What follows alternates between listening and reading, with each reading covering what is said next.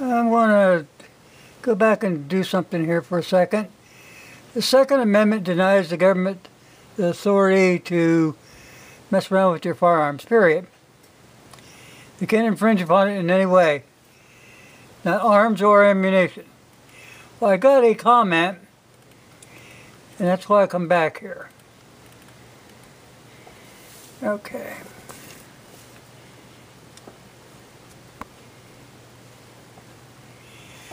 It says, the Second Amendment does not say a word about personal protection.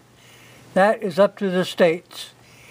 People were mad prior to the amendment because they were forced to buy a rifle for the militia. Okay, well, there might have been a few people upset about having to buy one, but, you know, it's for the security of the whole state. Security of the whole nation. Well, let's go ahead and read this. The Second Amendment says, a well-regulated militia, being necessary to the security, which means protection, of a free state, the right of the people to keep and bear arms shall not be infringed. Security means protection. Period.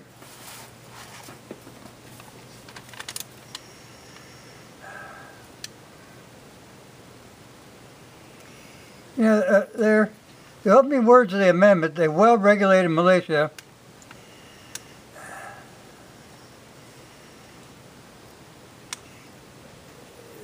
well-regulated means a properly functioning militia fundamentally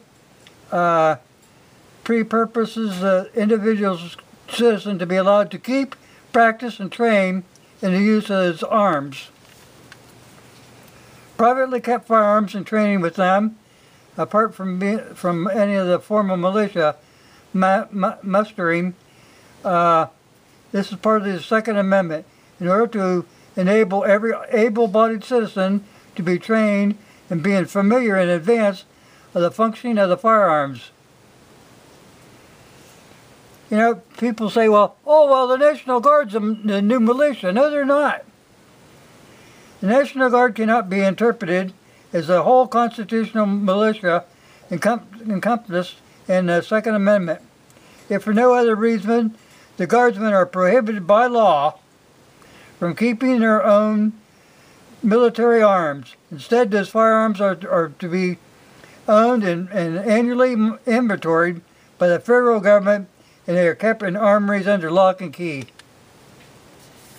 Period.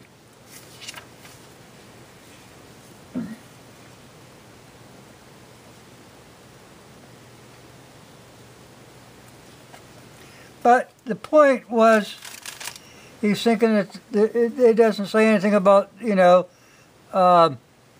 personal protection. It is personal protection. You have to, if this fella or woman, whatever, lived out on the frontier in the old days, would they want to be guarded with a broom or a pitchfork? Or would they rather have a firearm? Or rather they just give up and say, yeah, take my life, it's yours. Even back in the old days, what the heck was that song? Something about Froggy went a-courtin' and he did ride, sword and pistol by his side. Because there were crooks back then, just as the ones that we have now. Now back then we didn't have to worry so much about the government being tyrannical as we do today. Very, very few people believe or trust in the United States government. Democrats have screwed all that up. They've screwed up. Nobody trusts the media anymore. Nobody trusts scientists anymore. Nobody trusts the damn friggin' doctor. Too many lies.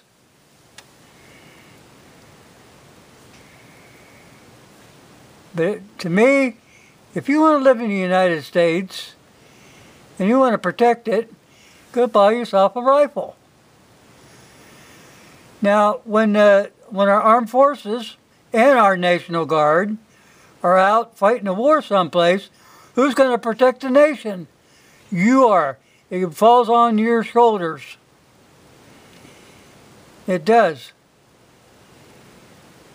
That's why it makes it a lot easier for them to go abroad, knowing that you are here and you are armed to the teeth, and nobody in government, no outside force is going to come into the United States of America and take what they've earned and worked for their whole life. Maybe to murder their wife and their kids. That's why the American people have the right to keep and bear arms. And it is for personal protection. I don't know what this person got from the Constitution, but he sure didn't read it.